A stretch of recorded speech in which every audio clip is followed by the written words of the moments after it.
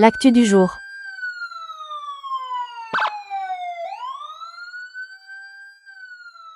Fahina tsara le resaka hoe ambany andro malama e.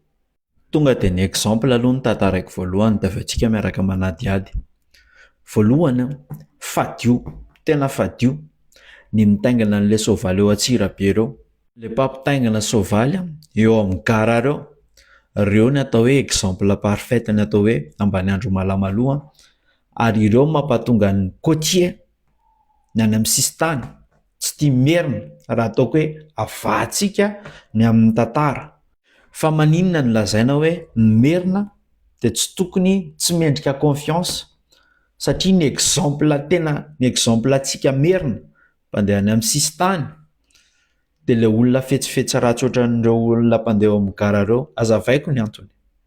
Raha te hitaingana soavaly zany lahy eo Antsirabe eo amin'ny gara eo dia miady varotra aloha ialahy. Dia ozy izy 30 000 ozy izy.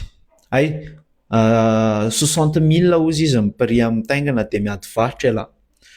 Dia farany mifanaraka zany dia hoe 20 000. Dia rehefa vita amin'izay ilay toron'ilay izy manao toron'ny gara 20 000 dia teneniny hoe ariary ilay izy. Dia za moa miteny hoe za tsy andohan'izany. Dia mitambatra amin'izay ry zareo. Hitanareo ireo bandy be dia be mpitondra soavaly rehetrarehetra ireo mitambatra anao daholo hoe aloavy kosa ilay izy fa ianao tsy nanadiady tsara. Association tena hoe association anampanao ratsy kely mihitsiny ireo mpampitaingana soavaly ireo. Ary tsy ireo ihany fa misy ara-pivarotra mandehandeha manao fika maloto ohatr'izay. Resaka fanambakana kely ohatr'izany no tena mampiavaka, no tena ilazana fa hoe merina fa tsoratsora ratsy ambany andro malama.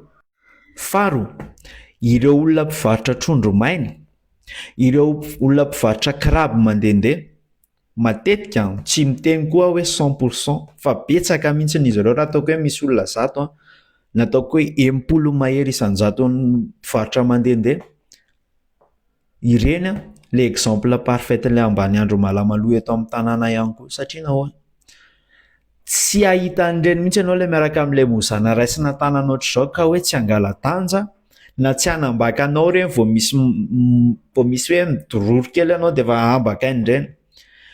Ka izay zavatra izay miteraka méfiance eto amin'ity firenena ity. Zavatra kely tsisy dikany ohatr'izany ilay izy fa nefa tsy misy miteny. Reny olona ireny nefa matetika le karazana olona fa tsora velona ohatra ireny no tena matetika mila ravinalahatra any amin'ny sisintany.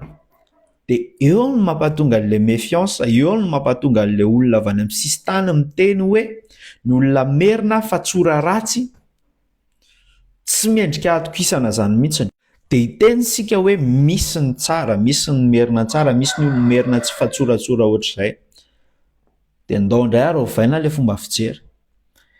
Eto ve isika raha hivoaka hividy zavatra, aniraka ny zanakitsika hividy zavatra, dia tsy efa ao anatin'ny kolontsaintsika eto ampovoantany ve ny miteny hoe tandremo sao ambakain'ny olona any mba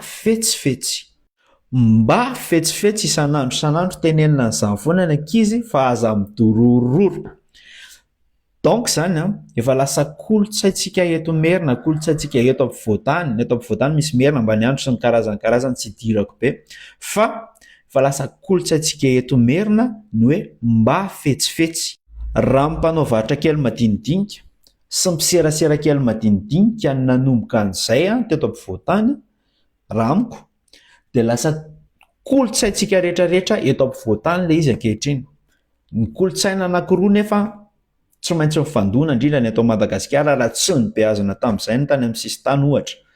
Dia rehefa mifandona ry zareo dia normalement tsy maintsy miezaka zany ry zareo ny any amin'ny sisiny ihany koa tsy maintsy miezaka no fetsifetsy.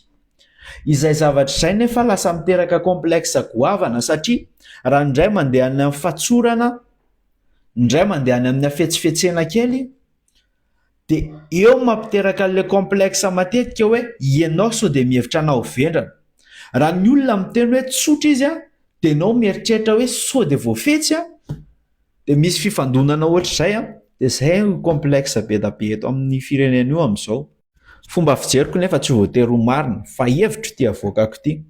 Ka inona ny antony tena mampatonga an'izay zavatra mitranga eto izay? voalohany ny kabraraka. Raha misy olona manao ratsy tsy manao ny tsy mety ato amin'ity fireneny ity, tsisy mitenitsika. Raha voa ianao zao, voambaky ianao zao androany, ohatra hoe misy olona nanambaka anao, za zao ohatra n'izay le tany Antsirabe zay nambaka ilay mpitaingina soavaly, raha tsy miteny dia itoy ny asa ratsindry zareo. Ka ny anahy teneniko hoe fako ireo olona mpampitaingina soavaly eo Antsirabe ireo. Dia raha ianao konkoa tsy miteny, ohatra hoe voan'ny ala-danja ianao dia tsy miteny fa nangina fotsiny ianao fotrany hoe voambaka, dia ho taizaintsika aiza ity taranakitsika ity. Ny olona tsy miteny tompoko dia complice tsara amin'ny mpanao ratsy. Hatramin'ny oviana eto Madagasikara no lasa ohatran'ny hoe norme, zavatra efa mahazatra no hoe ianona manambaka ny anona dia tsisy miteny. Isika ve no efa ratsy matoa mankatoy ny fanaovana ratsy, sa hoe misy zavatra azontsika hovaina atomboka amin'ny fitenenana fotsiny, atomboka amin'ny hoe tsy manaiky ny zavatra ratsy atao eto amin'ny firenentsika sy ny ataon'ireo olona hatramin'ny kely indrindra ka hatramin'ny zokony indrindra. Tokony hoe atombokontsika amin'izay ny fiovana eto amin'ity firenena ity. Ka ilay resaka hoe ambany andro malamalòa dia efa lasa fitaizana anaty kolontsaina natombokisika tamin'ny fitantarana ny angan'ny Kotifetsy sy Maka. Ka anjarantsika indray zany zao no miezaka manova hoe ohatrany ahoana ny fomba fijery vaovao raha hanova zavatra ho an'ny taranaka. Fa raha samy miezaka nahamoky ny tenany eto aloha, tsy maninona io hoe mety foana io. Za manokana miteny hoe andao hovaina ny fomba fijery fa tsika mila mamela zavatra ho an'ny taranaka. Nday le retsy e. L'actu du jour. N'oubliez pas de vous abonner. Cliquez sur le bouton abonner et activez la notification cloche.